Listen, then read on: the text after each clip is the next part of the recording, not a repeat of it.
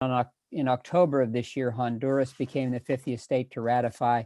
So on January 22nd, the treaty entered into force. The treaty has both negative and positive obligations, and they're both very important. It looks to the future, prohibits all the things that you see there in the top red lines. Really, anything having to do with nuclear weapons is forbidden under the treaty. But just as important, it has positive obligations for remediation and care. So for hibakusha, for downwinders, for uranium miners, for people who have been affected by the development and use and testing of nuclear weapons, the treaty also has some requirements for them. The Treaty on the Prohibition of Nuclear Weapons seems kind of new because it came into force in January, but actually it's been 10 years or more in the making, beginning in down under and then spreading across the world in a series of conferences and meetings. And the treaty has legal force only in the states that are party to the treaty, but it has moral force everywhere. And for that reason, I think it's a game changer. It's a new context for the discussion about nuclear weapons. And some of this was the brilliance of ICANN as it developed the support in civil society and with non-aligned nations to focus on the humanitarian impacts of nuclear weapons, to not talk about nuclear weapons in the context of militarism or politics or any of those kinds of things, but to look at the humanitarian impacts. And in the process, to elevate the voices of the hibakusha and the affected populations. So last September, a group of people came together realizing that at some point soon, the treaty would reach 50 ratifications, and that would trigger the 90-day waiting period, and then it would enter into force. We didn't know when that would happen. It started out as an idea with the Alliance for Nuclear Accountability. We thought, wouldn't it be cool if we could have a banner at every nuclear weapons site? And it got expanded when in a conversation with Felice Cohen-Joppa at the Nuclear Resistor, and she said, only the weapon sites?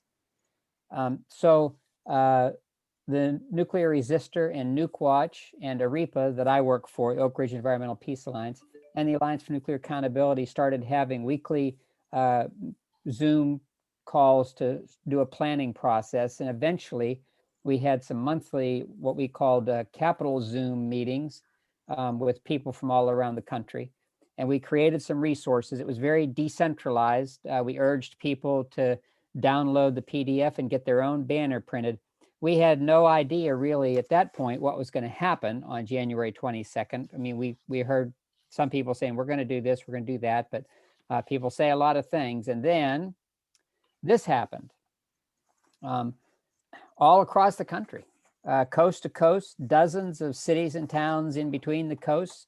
The pictures began to pour into our Facebook page, Nuclear Ban Treaty EIF, 10, 20, 50, 80 actions at weapons sites and military bases and city halls and universities and corporate offices, the Pentagon, the White House, churches, public squares, politicians' offices. The energy and the breadth of that committed interest inspired us to see if we could turn that moment, that historic moment, into more of a movement. So we have launched a collaborative effort. We don't have a name for it because it's not a new organization, it's just a collaboration, but with a very tight focus on the treaty. It recognizes there are lots of ways to use the treaty to move us toward a world free of nuclear weapons. And last Thursday, we set up these working groups, and you can see the list here of the ones that have been set up. Their listservs are being set up for them now, and they're open to anybody who wants to work. They are working groups, they're not lurking groups. So if you just want to eavesdrop, maybe you could spend your time doing something else. But if you're willing to be part of the effort and you want to get involved with one of these working groups or more than one of the working groups, that's fine too. If you're interested in being part of a working group, you can contact me and I will connect you with the person who's developing the listserv for that working group. You can also join the Facebook group, Nuclear Ban Treaty EIF. And I think, yeah. So there's my email if you want to contact me about a working group. And there is the Facebook group, Nuclear Ban Treaty EIF. And I want to note down at the bottom that it wasn't just the 4 organizations I mentioned. We got incredibly great support from John at Rethink Media, and also from Seth and other folks at ICANN.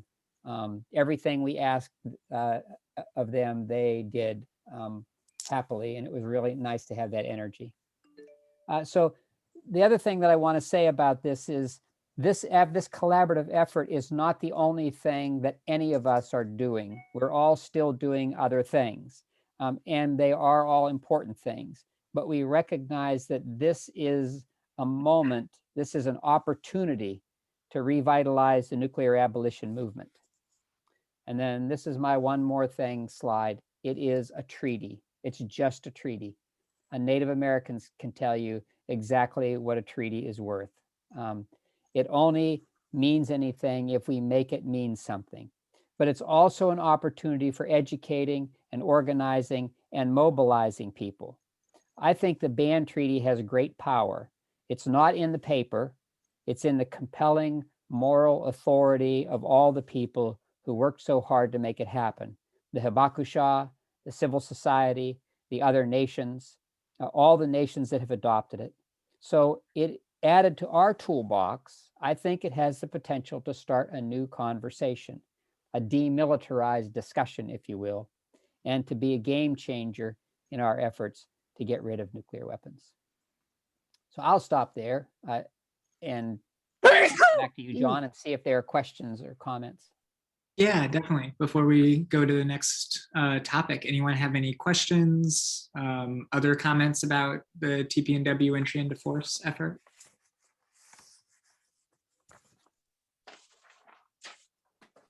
I have one if no one else does. Just curious. Oh, go for it, Cheryl. Oh, just to say, Ralph mentioned, I think, Ralph, didn't we count over 100 actions in the US? And that I'm proud to of, yes. Yes, I'm proud to say the Women's International League for Peace and Freedom, we had 22 of those that we either organized solely by ourselves or in collaboration with other groups.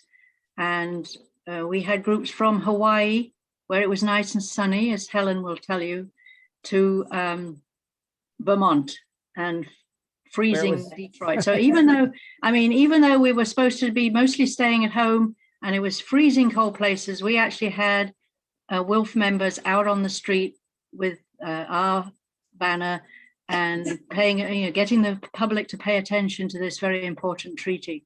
So thank you everybody who took part in all those events. And you're making me remember, Cheryl, this also inspired, there were a number of Veterans for Peace groups around the country that participated in the January 22nd things, and Veterans for Peace has now reestablished their nuclear abolition working group. And they had me talk to them last Wednesday or Friday, I guess, conversation about it. So I think it's triggered a lot of interest and activism in organizations that have, some of which have been a little, not WILPF, but others that have been a little dormant lately. Ralph, I wanted to point out to you that I'm with the Union of Concerned Scientists. We're going to be publishing a blog on Friday that ties the anniversary of Obama's speech in Prague to the treaty. That's great. So I will hope that you all share that widely. Great, thanks. I think Alan's hand was up and then Kathleen. Yeah, thank you very much. Alan Ware from Parliamentarians for Nuclear Non-Proliferation and Disarmament and Move the Nuclear Weapons Money. Originally from New Zealand, living in Prague, but lived a long time in New York. So I have a question of Ralph. One of the working groups you have is on nuclear weapons divestment. And we're working a lot on nuclear weapons divestment with the Move the Nuclear Weapons Money campaign and PND. And we've moved a number of countries to divest their public funds, like sovereign wealth funds, government pension funds, etc., from nuclear weapons. Is the working group that's under your network, is that only focused on divestment in the United States? Or is it looking at how to get the countries that have ratified the TPNW to join in with other countries like New Zealand, which is divest funds? Switzerland has done so also from the nuclear weapons industry. Well, If it's the broader one, global, we'll be very interested in cooperating with your working group. Thanks, Alan. It's a great question. I guess I would say at the outset, I imagine that that divestment working group was going to focus mostly on efforts in the United States. We're certainly looking at what's happened to other places, you know, Don't Bank on the Bomb, the Move the Money, all those campaigns for resources and ideas. But at least initially, a number of the people who were part of the divestment working group were already, you know, in Pittsburgh, the PNC campaign have been doing stuff for years already. So I think we have our work cut out for us just to sort of get our legs under us right now. But that's not to say it won't expand later. Great. And Kathleen? Thank you, Ralph, for that. Yes, as far as I know, the Still Here Coalition is focusing on activities in the United States. Is that correct?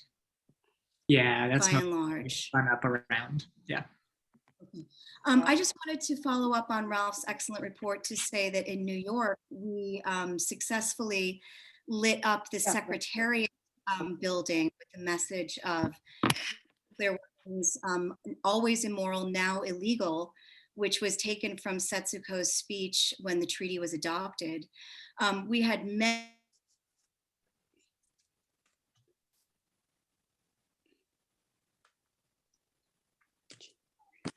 Oh, I think we lost you, Kathleen. Can you hear us? Frozen. Yeah, sorry about that. It's Susan and then Robin, and then we're going to jump to the next topic. Talking here from scenic Massachusetts and Mass Peace Action. I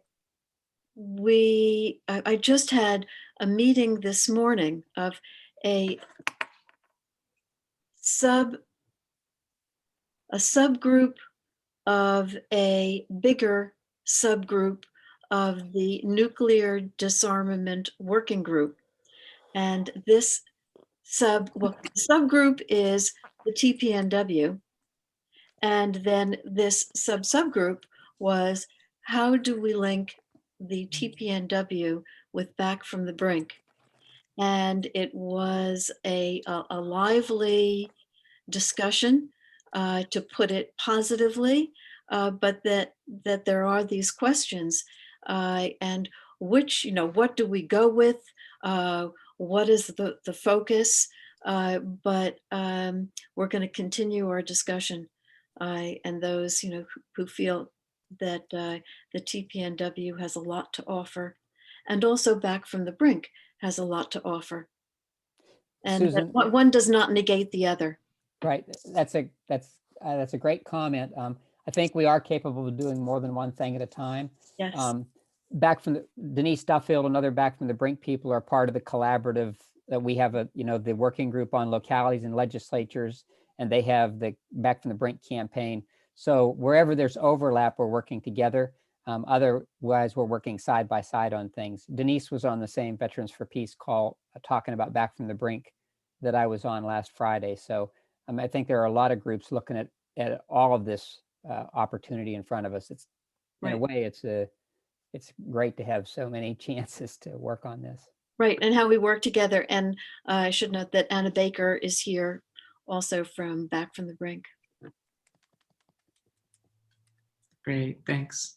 Kathleen, you want to finish up what you're saying? Sorry. Yeah, sorry about that. I just wanted to say that anybody that would like to use, we got a lot of really great photographs of that action at the UN. And I can put you in touch with the photographers. We just ask that you please credit the photographers when you use their images. I also wanted to note, and I can put the link in the chat, we made a beautiful short video of our friend Michi Takeuchi, who we work with here in New York, who's a second generation Hibakusha from Hiroshima.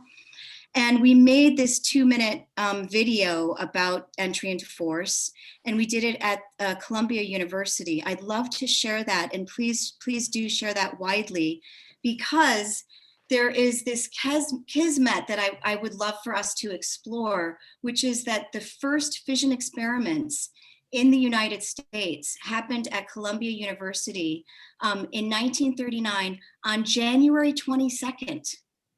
And I think that there's a lot of poetry in that. And I think that that's something that we can really use.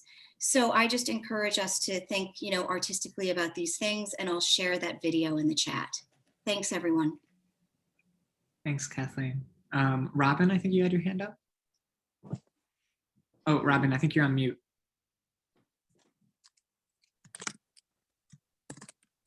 Yeah, there we go. I took part in the Unfold Zero webinar yesterday, and the takeaway for me was what Jackie Cabasso said, that nuclear issues are not on the front burner for most Americans, are not among the top 5, say. And so we have to be more involved in larger issues and making sure that we bring our issue to their issues. And mainly she referred to Poor People's Campaign and then Mayors for Peace. And I'm just bringing this up. Maybe this is something we can discuss later as to whether people think that's the way to go. I mean, the Poor People's Campaign, to my mind, has some complexities. I was very involved with it here in Vermont, but we don't have any leaders of it now, but I'm not a poor person. So I feel sort of weird being part of it. But someone said, well, you're an ally, so call yourself an ally and then you'll feel more comfortable. So I'm just bringing this out to see whether we can talk about that later. Yeah, I actually think it'll tie in nicely with some of what we're going to talk about later. All right, Martin, did you have something on TPNW? Yeah, well, that relationship of thanks, John. That relationship of TPNW and Back from the Brink that Susan was speaking of, I just wanted to comment on that because, in the world of Physicians for Social Responsibility, myself and my colleagues, Alan Hester, Denise Duffield, Anna Baker, Ira Helfand, Peter Wilk, we're all in the business of making sure that these things work together. In fact, it was intended that the came up with Back from the Brink were extremely aware that the ban treaty was coming along. Everyone I just mentioned is super enthusiastic about the ban treaty. So that there's absolutely no reason why they would compete with each other. Completely hand in glove work together. And invite me to your working group, Susan, if you want me to, if you want to put me to the test on that. Well, we have Ira and Anna. Well, there you go. But that's good to hear. That's exactly what we wanted to hear. Awesome. That's a great note to finish it on. All right, I want to switch gears now and turn it over to Lily to talk about some of the exciting things that have been happening on RICA, including the congressional hearing that she just testified in. Thank you so much, John. Very briefly, I think most folks are probably somewhat familiar with RICA, but it stands for the Radiation Exposure Compensation Act. It's a federal program that was established in 1990 to provide partial compensation to people who were exposed to radiation from nuclear weapons testing and uranium mining. It's always been a very limited program, but also came with a government apology and was in large part a kind of recognition of harm, but it does provide lump sum compensation to people between $50,000 and $100,000. And so the program was established in 1990 and updated in 1992 and then again in 2000, but it hasn't been significantly updated since 2000. So for the past 20 years, there have been a lot of groups that were originally excluded from the program that have been fighting for that same recognition and compensation. And there was a hearing in the Senate in 2018, but there hadn't been a hearing in the House for 20 years as well. So on March 24th, we did have that first hearing in the House in so long. So it was a really exciting step forward. This was an oversight hearing, so it didn't look at a specific piece of legislation. But there are two main bills that have been introduced in the past on RICA to expand it. One is very limited. It just seeks to expand RECA to 2 counties, one in Arizona and one in Nevada that were originally left out. And there are actually 2 versions of that bill, but one of them also would extend RECA for 5 years. There's a much larger, much broader bill that has been introduced for the past few sessions that would expand RECA to many more counties, including in Utah, but also in some states as far away as Idaho and Montana, Colorado, and then New Mexico, also to compensate the Trinity test downwinders. It would include post-71 uranium workers and a number of other uranium workers that are not currently in the bill.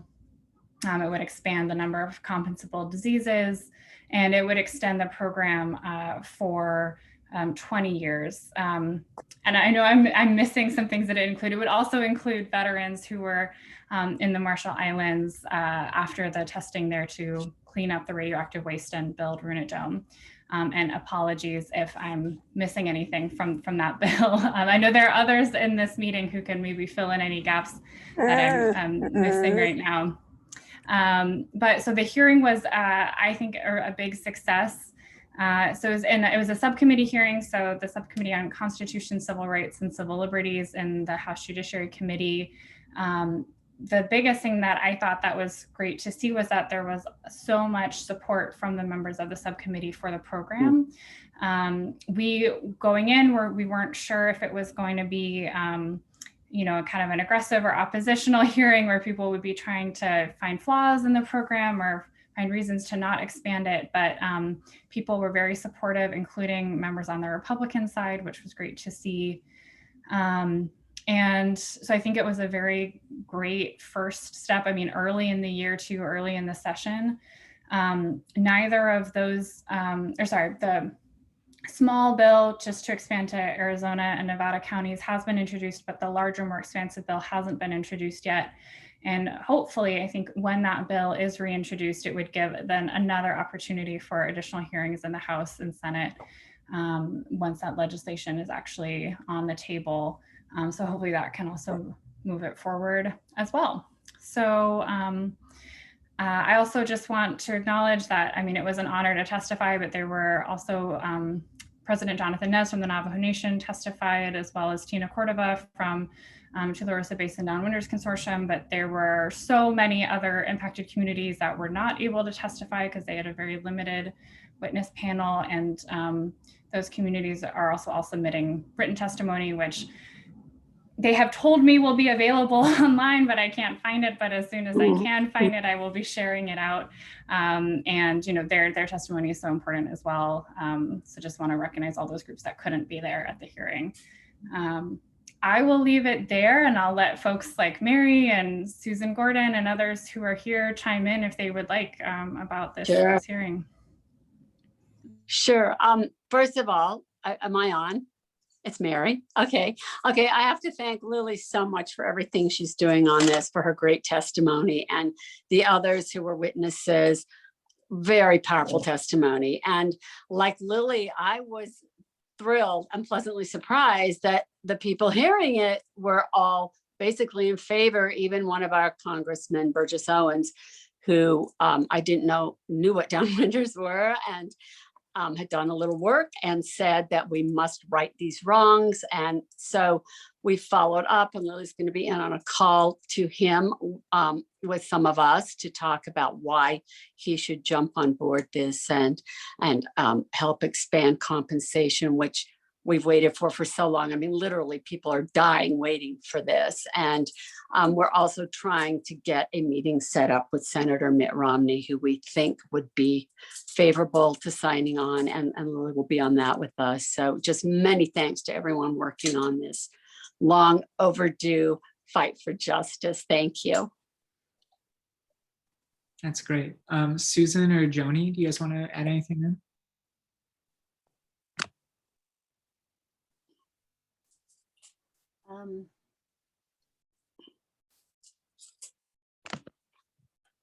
All right. Good. Hi, it's Joni. I'm sorry. Okay.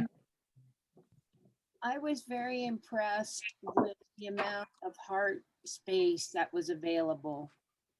from both the Democrats and the Republicans, and I heard the word bipartisan bill, maybe 10 times during the 2-hour hearing, and that was just remarkable. I also think that it looks like there's going to be a working group that will form to go through the fine details of the bill. So hopefully all of us can join together and go through it so that once it's introduced, it's the bill that we want to see going forward. I know we have had questions about the uranium workers part of the bill, not understanding the complexity of it. And so we need uranium folks to be helping with that. And also that there was another positive to the hearing was that there was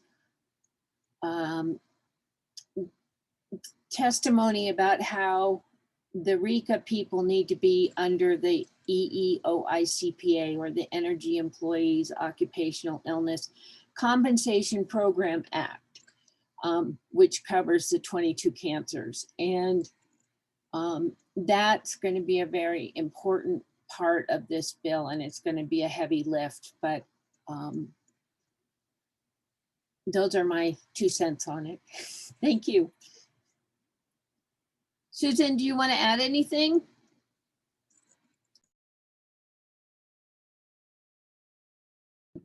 Okay, just wanted to thank Lily for all her work on this. Thanks.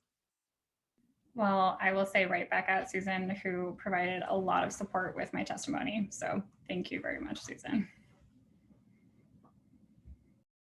Yeah, thank all of you.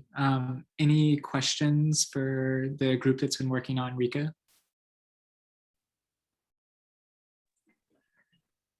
Cheryl? So what was that EE something or other? I'd like to tell me again about that. Spell it out. EEOICPA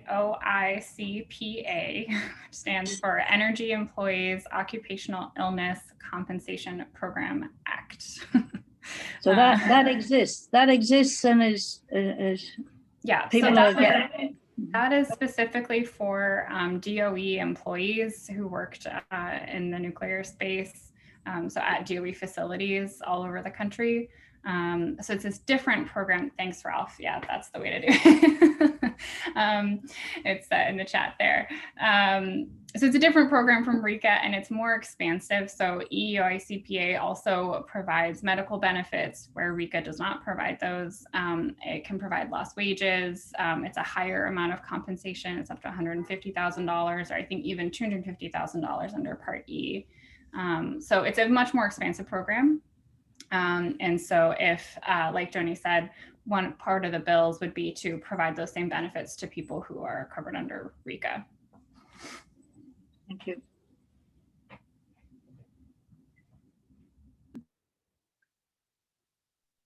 And just to give you some history, so when Bill Richardson was Secretary of Energy, he was very instrumental in getting that bill passed. So those benefits have been available to workers for about 20 years now.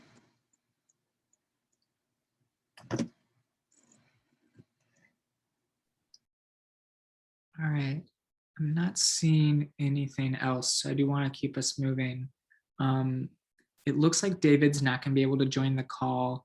Lily, would you be able to give like a quick background on the COFA inclusion in Medicaid in December and some of the reasons? Sure. Yeah, I can do my best, and I'm sorry that David isn't here because I mean this is an issue that is so near and dear to the Marshallese community and other Pacific Islanders, but I will try my best.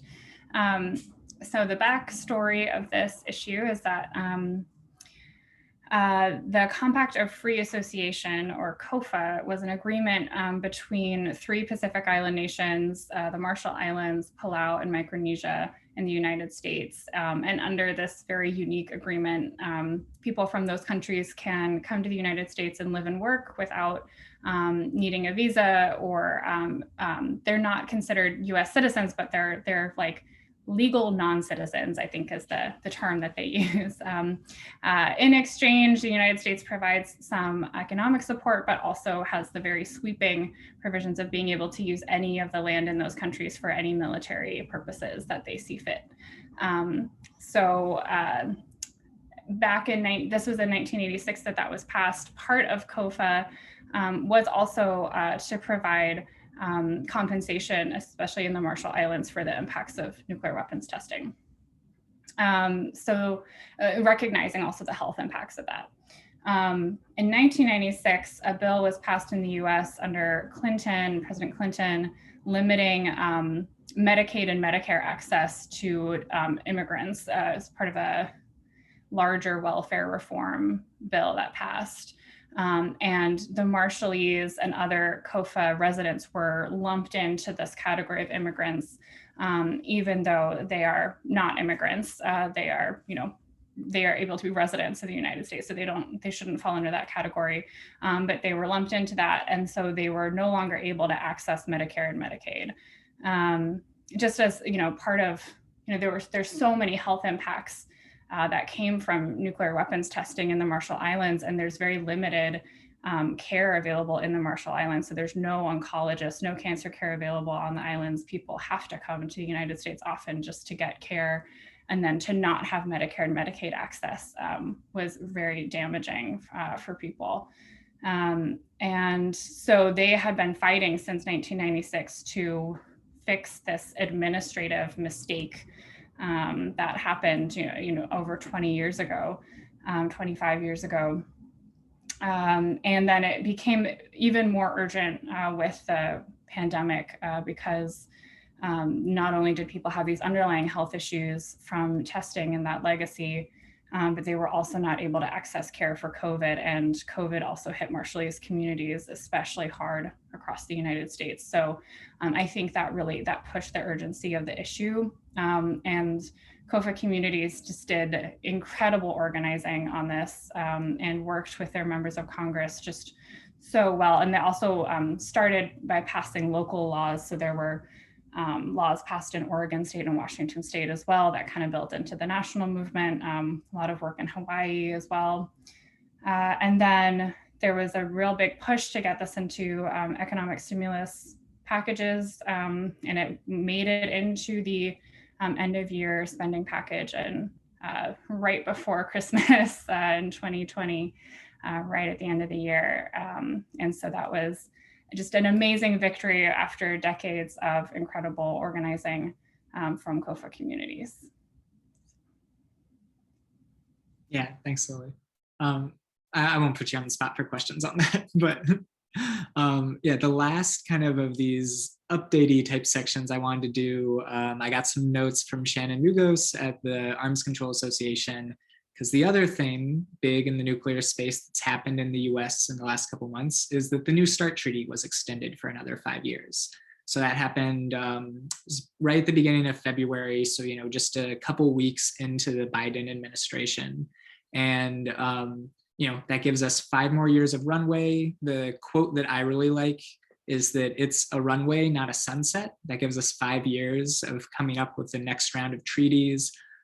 There's already been some people that have, talked about a reduction of as much as a third in the next round, possibly, or, bringing in other countries, or coming up with other rules about posture, or, alert, or all sorts of different things we can do.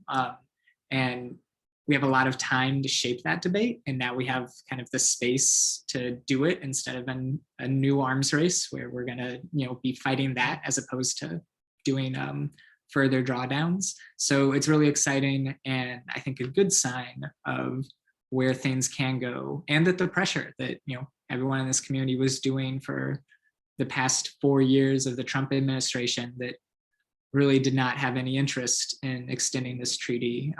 We were able to hold them off and then get it extended in a new, more friendly administration.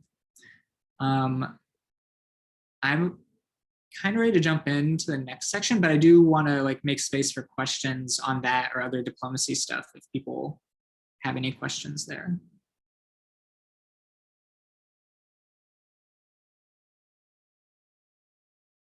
Yeah, Kathleen.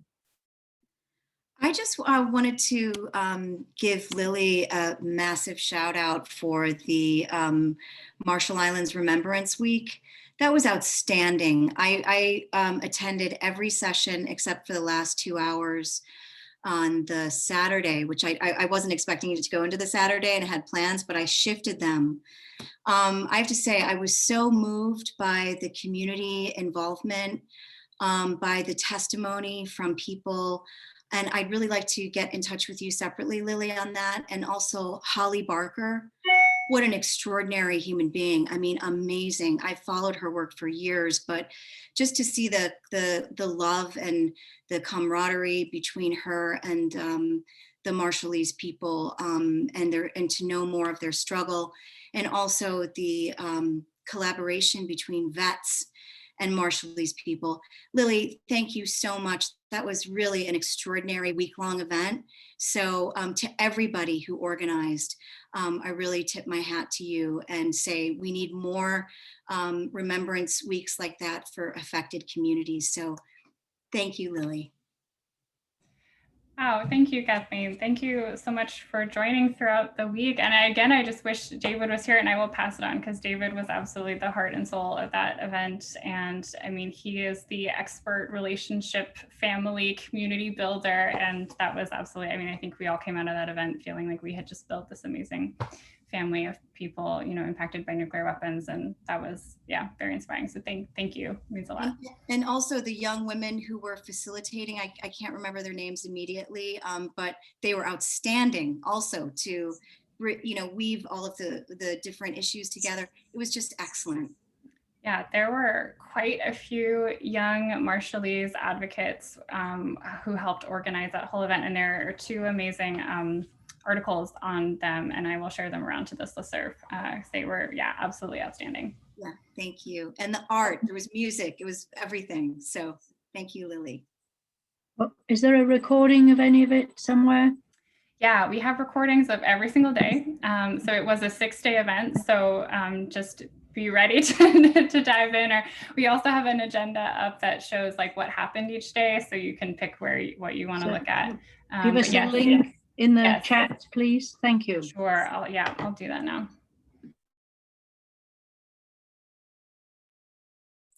Great. So all of this was to celebrate that all of the great work that's happened, the extension to COFA peoples of Medicaid in December, the treaty entry into force in January, the New START extension in February, the RICA hearing in March, and there's still lots of things to do on those specific issues.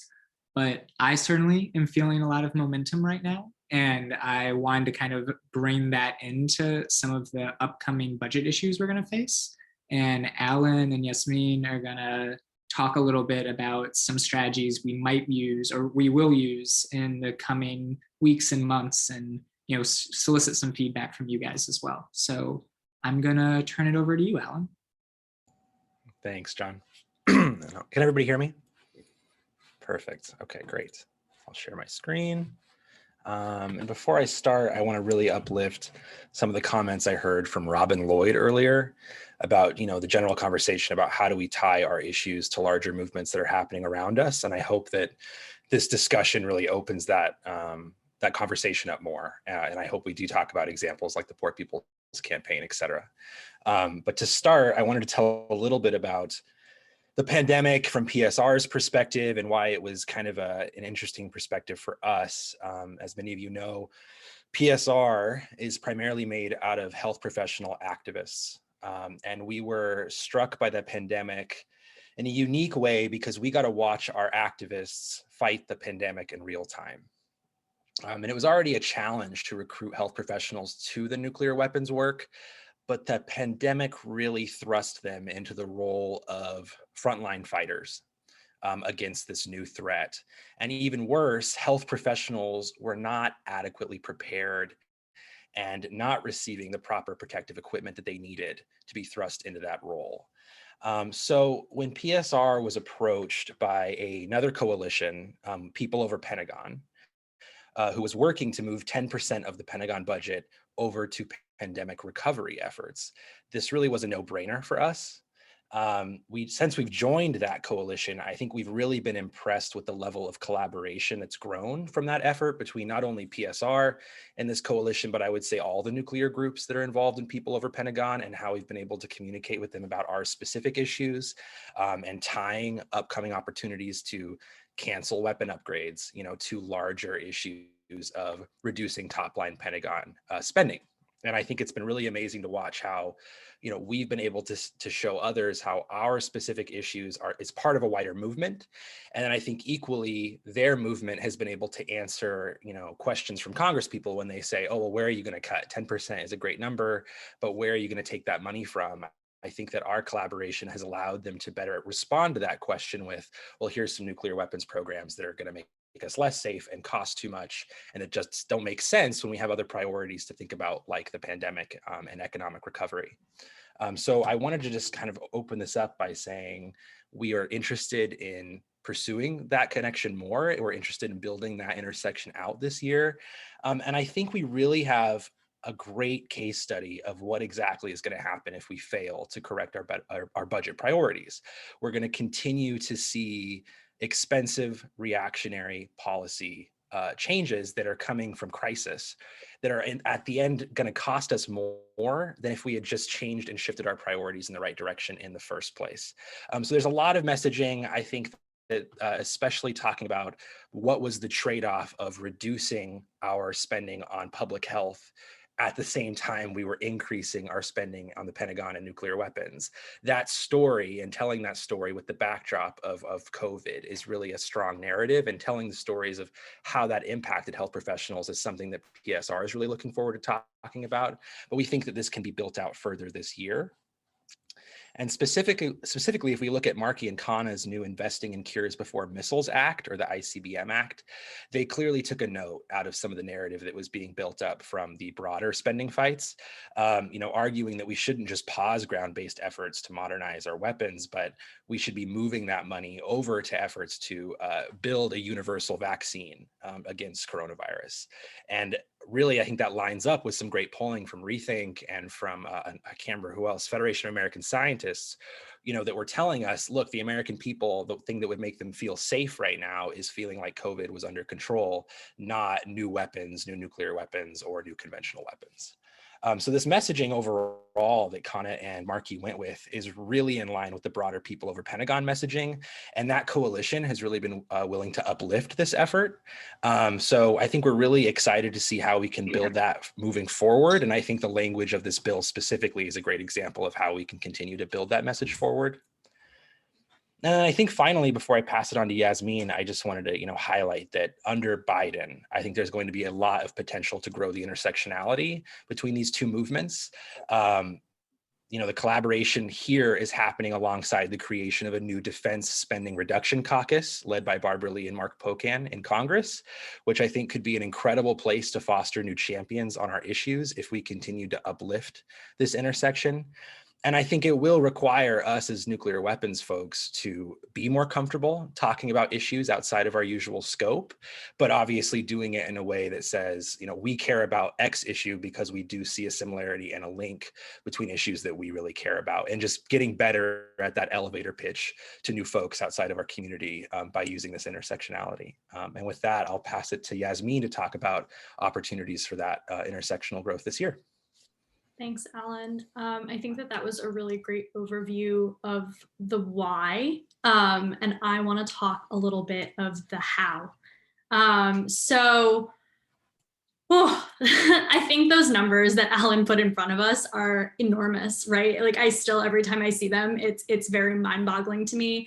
And obviously, I think everyone on this call is here because we think that the existence of nuclear weapons are completely unacceptable, but the fact that we are then pouring that much money into defense and nuclear weapons and other military programs is just completely mind-boggling.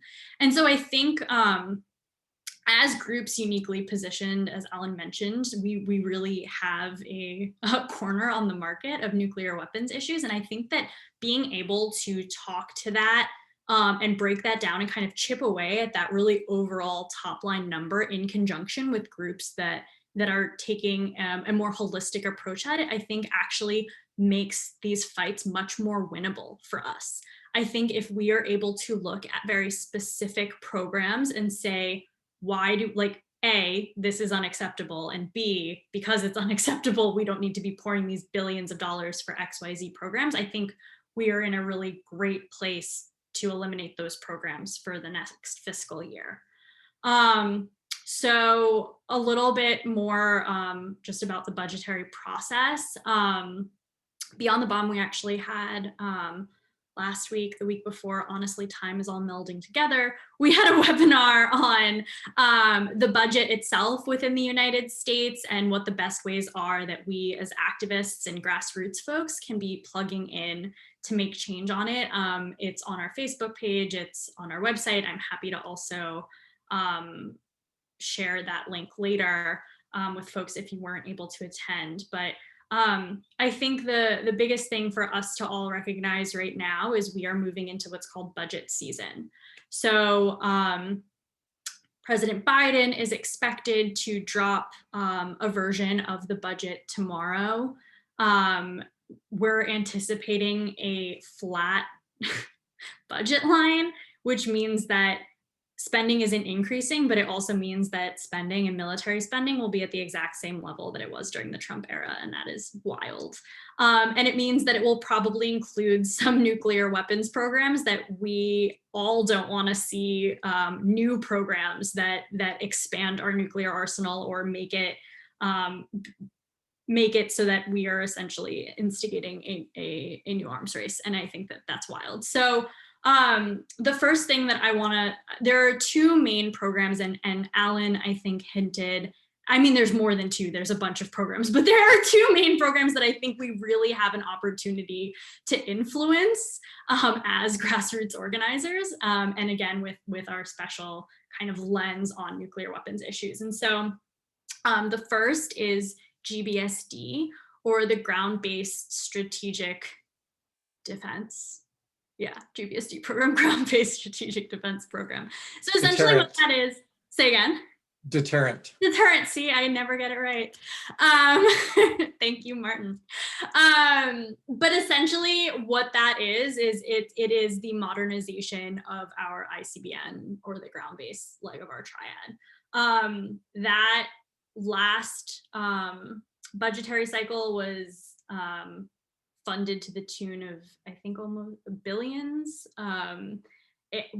Because it's probably going to be a flat budget, we're looking at that again. And we know there are grassroots groups, there are champions in Congress, as Alan just pointed out, that Markey Kana bill is literally saying we need to eliminate this ridiculous GBSD program and put it into something else. So it's not just supporting that bill, though, that is helpful and that we as grassroots activists can actually influence. There's also the appropriations process. So this, I could not wrap my head around this for a long time. I still am figuring it out. But at Beyond the Bomb, we have created a how-to guide on how to influence the appropriations process. So essentially, appropriations is, so I think we think about the National Defense Authorization Act is what's allowable for us to spend on our military. And I think a lot of us focus on making sure that programs we don't like or nuclear weapons are not funded within that. But appropriations is actually how much money is allowed to each. So each of these is a piece of the puzzle that we need to kind of work towards in order to make sure that these programs aren't funded, and then which opens the door for us to, that lays the groundwork for us to eliminate nuclear weapons, because we have to start by not modernizing or making more in my opinion, because again, it's absurd. So I want to share, if I can, or attempt to share my screen. And I want to just walk us. Can someone give me a thumbs up that you're seeing the how to submit an appropriation? Okay, sweet. Yeah, you're good. So this process is normally pretty closed-doored. It's normally for organizations that are more, I guess, grass tops focused, that have connections with members of Congress. But a fun fact is you can submit this as an individual, and you can submit this as an organization at any level. And I think that a lot of us don't take the time to, because it's a very hidden process. So we think that there is a really big opportunity for us to actually influence, again, this top line number for nuclear weapons programs, and make sure that they're not funded in the first place, which really gets us around a whole bunch of the problems of, I think a lot of the battles we fight are these uphill battles of nuclear weapons programs that are already funded, and then therefore hard to fight that uphill battle and say they shouldn't exist, because Congress is like, well, they're already funded. And so I think if we are able to stop these things before they start, it puts us in a much better position, because we're not wasting money that should be going towards healthcare, education, food, frankly, for people who through this pandemic haven't been able to afford it, instead of these weapons. And it sets us up better, again, for the future to eliminate them. So without further ado, the appropriations process. I'm going to walk through very quickly. I'm going to share this link with everyone, so you have like a hard copy of this after, but I want to just take some time to walk you through it, because I think it might come across as a little convoluted, but it's actually pretty simple, and they take about 5 minutes. And the more of these that we can get into these very specific districts, again, the greater likelihood that we can stop these things before they start. And again, I think that helps our cause with intersectionality, because it's going to free up billions of dollars. And I think that's really important. So we have created, you can find it here in the link that I will actually just send now. I can't send you now. I'm sorry, I'm bad with technology, everybody. I'll send it after I'm done screen sharing. So we have created, so there are 2 requests. So that first one is that GBSD program I was saying, and the second one is SLCM program, SLCM program, which would basically reintroduce nuclear weapons onto submarines, and it would again create a whole new class of missile, et cetera, et cetera. So those are the 2 that we think we have the most chance of getting cut. And this is only, this appropriations process is only applicable for folks who are in appropriations districts. So we have created here, when I send you this link, there's another link inside it that has all of the districts that are relevant, and most importantly, the deadlines for sending these request forms. These are coming up pretty soon. Some of them have already passed. Most of them are only really until the end of April. So making sure that you're getting these in, sharing these with your networks is really important, and you will be able to find exactly what districts are relevant and the deadlines for those here. We've also basically included a step-by-step of what to include in each part of the form. Forms each look a little different for each office, but they ask for the same information. So it just takes a little bit of like mad-libbing and putting things in the correct places. So we've used Adriano Espalat's form because I live in his district and I have submitted one of these as a constituent. So really simple, it asks for name, email. It then asks for the program or funding request. Again, we're asking for this funding to be cut, so it's a funding cut. The interesting thing, so we cut this down to make it easily and accessible for our activists who, again, are kind of like looking to us on how they can insert and do work on nuclear weapons activism with the rest of daily life happening around them. So really, we just said Defense Department. Both of these programs, the SLCM and the GBSD, you'll see in our our Excel sheet that like has the breakdown of information you'll need.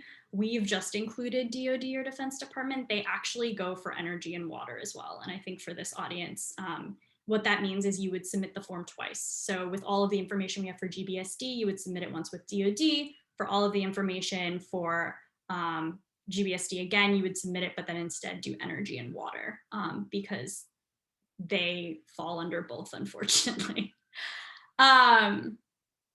So the next step, they'll ask for how much you want this program to be funded. We have said eliminate the program because again, these programs shouldn't exist. So we want to eliminate the program. Some forms won't have an option for that, unfortunately. So if not, you like support the lowest level of possible funding. They might have in other fields that you can fill in, eliminate the program yourself. They might not have that at all. And then normally there is a section at the end of the form for like other thoughts. And then you would basically explain there that you don't think this program should exist and we should eliminate the funding for it. The following step, so it asks for a bunch of, again, like really nitty gritty funding questions from based off of other years amounts and stuff. We've included all of that in this sheet linked at the top. So you would just basically, again, Mad Lib, you would plug and play for those numbers depending on the program. Most forms ask you why your district will be impacted. So again, if you live in this district or you're sharing this out with people, make this hit home. Again, for me, like living in New York 13th, like I've seen my neighbors lose jobs. I've seen my neighbors struggle to make payments. And I know that if we didn't have our misplaced priorities, we would have been able to get those stimulus checks out to folks faster so their lives wouldn't be falling apart around them. And so that's what I talked about in why this matters for my district, right? So again, like not only are we using this form to tell our elected officials that we want these programs eliminated and nuclear weapons shouldn't exist, but we're also using it to help them see why this issue connects to their district. Unless they've got a nuclear weapons facility or some part of the system in the district, most elected officials won't think about it, right? Or unless they sit on a very specific committee. And so this is our moment to actually, like outside of a lobby meeting, right? Outside of that, and something that they take very seriously, talk about why this issue is important to us outside of just this existential or weapons issue. It's also a money issue. And then finally, contact info. So my name, my title, my phone number, etc. And then here's the part that gets tricky. So again, because these forms are very hidden from the general public, they only anticipate like lobbying organizations to fill them out. So they ask for like organization zip code, like your title, like all of these things that an average constituent would either get scared off by seeing or not be able to find in the first place, right? So I just filled out that my title was constituent, and organizational zip code, I had filled in my own zip code, and then I left everything else blank. Or if I needed to fill it out, I just rewrote, if it had to do with an organization, I just wrote constituent. Because again, like they're just not used to people filling out these forms. And the thing that's really powerful about these forms is they actually read them. Like it's not just an email that goes to an inbox that a staffer reads. Like they take appropriations request forms very seriously. So this is a really cool way to influence it. And again, make sure that these programs don't get legs in the first place. And that's it. Like I mentioned, for each program, you do have to submit a separate form. Each form only takes about 5 minutes. I would really, really encourage you, if you live, and here I'm gonna now put it in the chat because there we go. Yeah, because the deadlines are coming up. If you have any questions on filling this out, like please feel free to reach out to me. I'm happy. Actually in the form, like we have also for one of our organizers, like you can set up time with one of our organizers. But I would encourage you to share this or create, like, please like use this as a template, make your own, like we are happy to just get this information out there. And another thing that's important is reporting. So you'll see at the end of our, or if you open our form, you'll see at the end of it that we ask people to like say if they filled out a form or what kind of form they filled out, and like their information about where they're from. The reason we do that is because we can then, like, while we might be on the BOM, might not have information, like relationships with those offices, filling out that form means that we can go to an organization like UCS or like PSR who has those relationships and say, hey, we know that X number of appropriations forms went to X district. Like next time you meet with them, like remind them that that happened and that constituents care. So that's why reporting is just important and why we included it on our form. And I would encourage you to as well, so that information is not lost. I feel like I just pontificated for a while, so I'm gonna take a step back and see. No, that was really great. Thank you, Yasmin, and thank you, Alan. Yeah, Susan, do you have a question? Yes. So you gave a webinar, was it last week on this, which I missed. I couldn't go. And I'm wondering, is this on your website on Beyond the Bomb? The webinar? No, this information. So it's not actually on our, so the link that you have, actually that's the wrong, that's directly to our Action Network page, which is fine. Okay. I should actually, so the reason we don't have this on our website is because it is for such specific districts, people filling out this form who don't live in those districts, it actually, they shouldn't be doing that. So we've been sending this out to folks in those very specific districts who are on our list. We've also been calling through folks to be like, hey, did you see our email? To encourage them to do that. But that's why this doesn't live on our website. But the webinar does live on our website if you want to watch it. It's on our, if you go to our blog, it's like one of the most recent blog posts on our website. And how do we determine districts if we are in a applicable district? Yeah, so if you follow the link that I just put in the chat right now, it'll bring you, or it should bring you to that page that I was just screen sharing. If you scroll down under the Get Started, the first link, so it says to start things off, find your representative here, or actually I can just copy this link address. Why don't I just do that and paste it in here? And that should bring you to this nifty Google Doc we made that lists every single district that is relevant and their deadlines. Great, thank you. Great. Any other questions on that?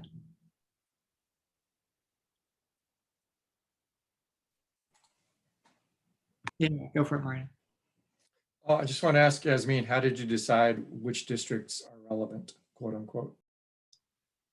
Every single appropriations representative, except for the ones whose deadlines have passed. So you won't see, I go through and update this about weekly. So if deadlines have shifted, I'll change the deadlines. If somebody's deadline has passed, I will remove them just so, again, folks don't get confused or frustrated.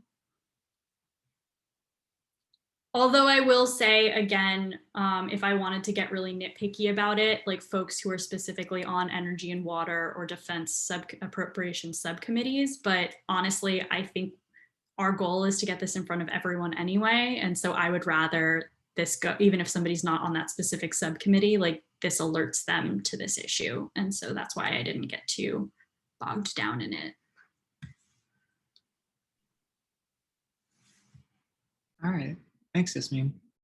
Okay, so we talked about some of the ongoing things and successes early on, had a great kind of discussion on framing and specific actions you can do around the budget. And now I want to open it up a little bit. I know there's lots of other work going on that people are doing, and I want to hear about it, make sure we all hear about it from each other. I actually want to tag Susan first. I don't know if Anna told you I was going to do this, Susan, but she asked if you could talk about the No First Use event that's coming up in May. Yes, May 15th, No First Use, which is a campaign that the Mass Peace Action Nuclear Disarmament Working Group decided to work on. And we have people from all over, various organizations, and we're still in the process of inviting people. And Yasmin is going to get an invite, whether I don't know if you have or not. No, I said, we need Yasmin. We need her. But anyway, there are wonderful people coming. So this is nationwide. I don't know. What else should I say about it? No, that's great. I mean, we can all kind of save that on a calendar, and if you keep us updated on the list as, you know, the Sure. registration goes live and everything. Yes, yes. We will send something out to you, and maybe Anna can do that because Yeah. she's a breakout group too. Yeah, great. And then Should I say other things that are happening, or do you want to go around to other things? yeah, I mean, we're on you. We can say other things that are happening. Yeah. Let's see, we also have a Fund Healthcare Not Warfare group, which is making the connection between nuclear weapon spending and the needs for people in this pandemic, and making alliances, which are so necessary, and talking about, you know, as we're all talking about, how do we bring the issue of both militarization, nuclear weapons, and abolition to the front with people who have much more pressing immediate concerns. And so we're also doing that through the Poor People's Campaign and others, but the Fund Healthcare Not Warfare. The Nuclear Disarmament Working Group also has two subgroups. One that is looking at the TPNW and on abolition, and we're lucky to have Ira and also Timon and Vicky Ellsberg, who are the nuclearban.us to help us with that. And then also a committee that works on outreach and engagement. We also have, Mass Peace Action has a number of bills in front of the state legislature, because aside from going to the Congress and working with the Biden administration and Congress, we also want to work with our state legislature. So those are bills that have to do with Back from the Brink, with abolition, with the moral budget, with divestment, Yemen, various other things. No, thank you. That's awesome. Yeah, Sounds like yeah. Mass Peace Action's got Yeah, all sorts great. of stuff going. Right, you know, I'm getting I have a town hall meeting set with my new congressman, who has said that he will go for a 10% cut in military spending. So we're wondering where he's military and works across the board. You know, Republican, actually used to be a Republican. But we want to make sure that it's not just for expensive toilet paper, and it really reflects programs that we're concerned with. Yeah. Yeah, thanks, Susan. And Christian, I know I asked you to talk about some Back from the Brink stuff, if you could.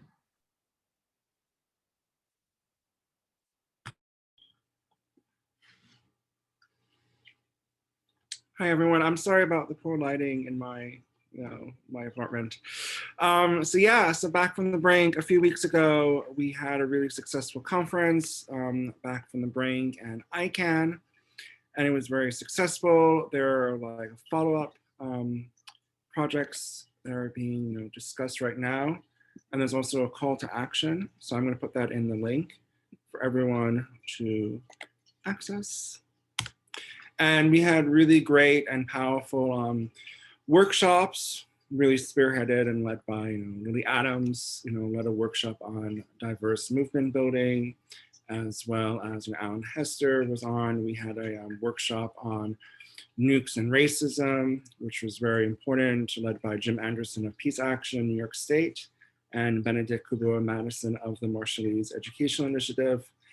And then we also really, really dived into like substantive issues and looking at like how Back from the Brink, really, really complements ICANN, and how both approaches really complement one another. And I think that's really important. That's been echoed on this call, as well. And I should introduce myself. I know I didn't in the beginning, but I'm Christian Chabano from the Nuclear Age Peace Foundation. So yes, really, really short, to the point, like, comments. Awesome. Thanks, Christian. And I think I've got Alan and then Martin in the stack.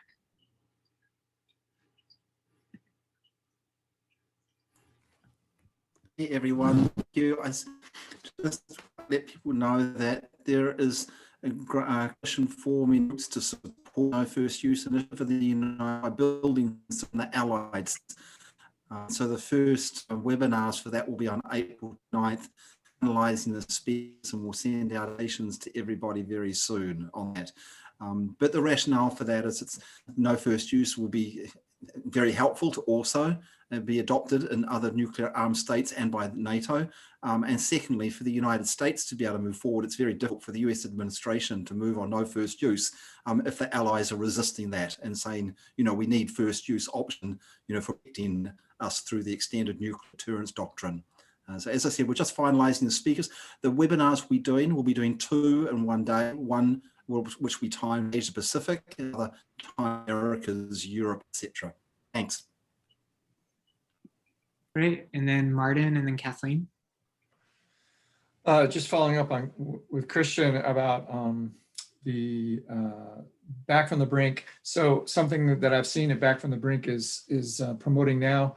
Part of the idea behind Back from the Brink is to show that localities, kind of like hearkening back to the Freeze campaign in the 80s, that local jurisdictions give a damn about nuclear weapons, right? Because if you're a mayor or you're a city council person, then one of your jobs is to protect your population. So on behalf of their populations, Back from the Brink is encouraging local elected officials to sign on to a letter. It was originally generated, I think, by Union of Concerned Scientists, but it's a Back from the Brink effort to go back. So if you've been involved, if you're on this Zoom and you've been involved with Back from the Brink, and maybe you're familiar with the resolution or you had something to do with the resolution, you can go back to your elected officials and ask them to sign on to this letter. It's eventually going to go to Biden. And it says basically, look, on behalf of our citizens, stop funding nuclear weapons, pursue a treaty, or pursue complete abolition of nuclear weapons by negotiating with the other nuclear armed countries. So that's also happening in the Back from the Brink universe. Great. And turn to you, Kathleen.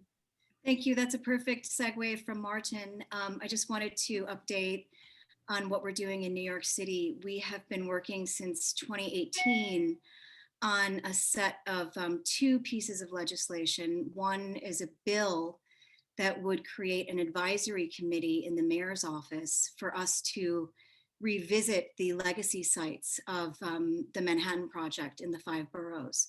I think that few people recognize that the majority of the uranium used in the Manhattan Project was stored in New York City. And some of these places may still need remediation. So that's a very exciting part of our legislation. And we have the support of the New York City Finance Chair, Danny Drom. But unfortunately, we are getting some pushback from our council speaker.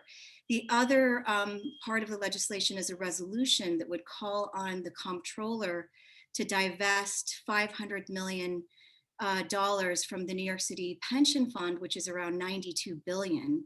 But these $500 million are invested in nuclear weapon producers. And part of our campaign are teachers who are basically saying, we don't want to have, used our career to care for the children of New York City and then have our pension funds tied up in nuclear weapon production. So that's been very successful. We've done a lot of really great actions around our legislation, but we've reached a bit of a hiccup, which is unfortunate. we had been, conversing with our colleagues in PSR because we asked Back from the Brink to hold off on coming into New York because it would just be confused with local legislation. And we feel like because of New York being a legacy city to the creation of nuclear weapons, we wanted to do something that was more, I don't know how to say this, but kind of hands-on for New Yorkers.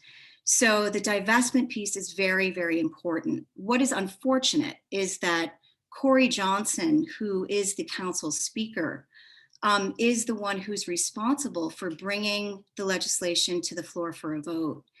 And we have discovered that there is what we're calling an island of lost legislation, that he is not bringing certain things to the floor. So we're kind of up against that. But the good news is Brad Lander, who's running for comptroller, is supportive of the legislation. So we'll keep you posted. Yeah, that's awesome. Well, I mean, it's not great that it's in the island of lost legislation, but it's awesome that there's energy there. Yeah. Any folks that haven't gotten a chance to talk yet that want to say something? Yeah, Ryan. Hi, everyone. My name's Ryan. I'm representing rootsaction.org today. Norman couldn't be here. He has an appointment. But just a couple quick things we've been working on is we recently organized 27 groups to sign on to a statement about Biden's reckless talk about Putin and called for constructive bilateral talks. Don't think we can get much international cooperation on nukes if we're still calling Putin a killer and all this stuff. It's just not useful. And we also just this morning sent out a blast on ICBMs, and we're continuing to work on ICBM issues. So anything related to that, we'd love to work with any group on. And we also had an email campaign attached to that where we had a couple thousand volunteers or on our email list write to Biden and their representatives, taking action to prevent nuclear war, essentially. And we asked representatives to read this piece inside the ICBM lobby by William Hartung that we've been sending around that's really excellent. So we're trying to get people on our listserv just to send that information to the representatives to make sure they see it. Because like somebody else said on here, they don't all know everything about what's going on with it. We also ran campaigns on cutting 10% of the military budget and in urging Congress people to join the Military Spending Reduction Caucus as well. So that's pretty much what we've been focused on the last couple months. Awesome. Thanks, Ryan. Anybody else want to jump in? Cheryl? Yes.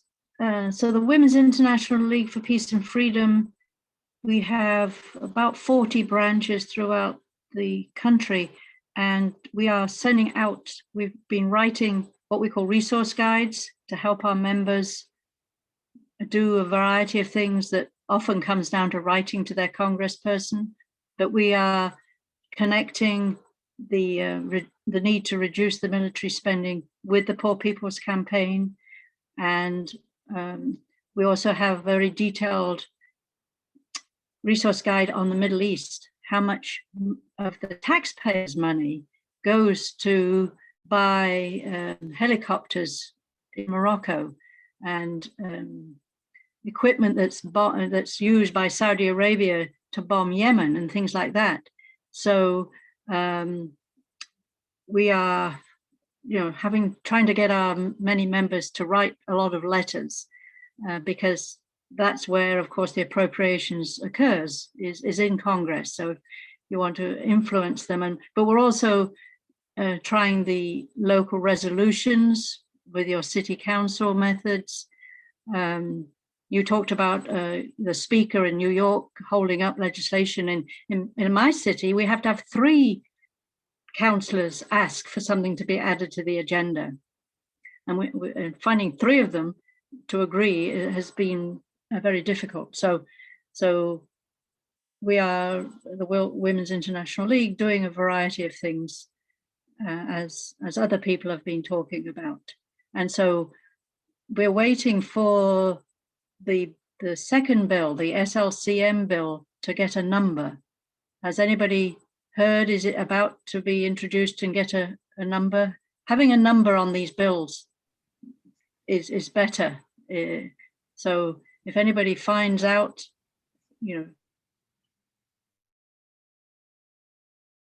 The Van Hollen and Courtney bill, is that what you're talking about, Cheryl?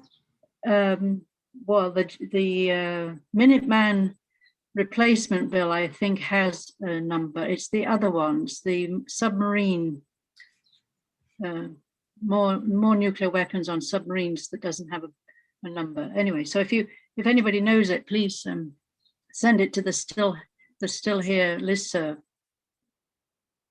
I found there's a website that actually keeps track of some of these things. Of course, his name I can't remember, Living something or other.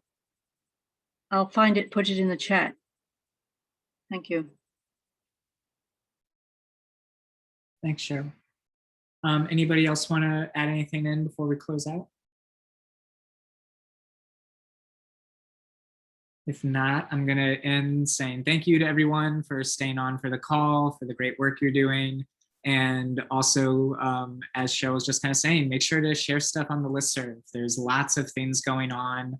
And I know, we're all busy, we're running in parallel, but the more we can link with each other, the better. So please use that as much as you can. All right, all. Thank you and have a good rest of your day. Thanks, John. Thank you.